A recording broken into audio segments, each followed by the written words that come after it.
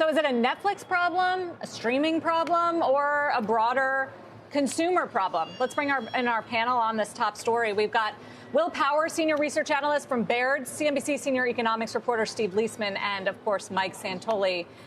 Steve, it does make you wonder whether there's going to be a problem here with consumer discretionary spend. Netflix is not like buying P&G soap and shampoos. Is that an issue that you've seen pop up?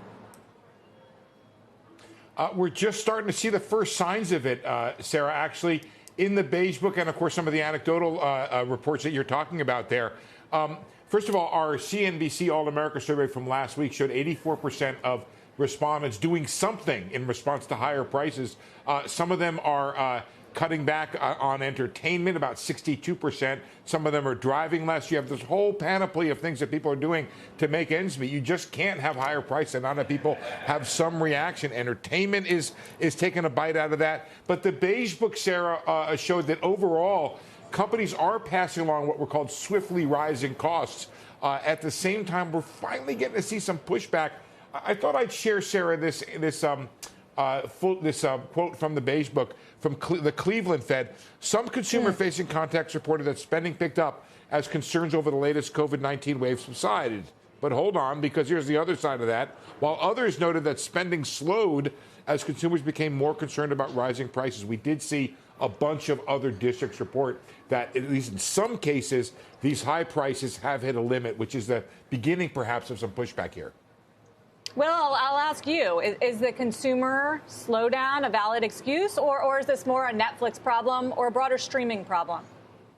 Yeah, Sarah, good afternoon. Thanks for having me. Look, I think this is precisely what's impacting the stock so sharply today. It's just the uncertainty around that. And it felt like, as you listen to the company in the newsletter and the call yesterday, that in some respects are kind of grasping at straws. And I think it's a little bit of everything. And I think as you think about the consumer, I think without question, they are facing at least some incremental pressure in parts of Europe and Latin America. That seems to be where the more acute macroeconomic pressures are today. It's not clear they're really seeing that in the U.S., but the reality is 3 of their 4 major regions saw a decline in subscribers. I mean, the lone positive grower was Asia Pac, which is just much earlier for them. So it's a combination of macro, but also, reaching a penetration ceiling much more quickly than expected in some of their more mature markets. And I think that surprised them.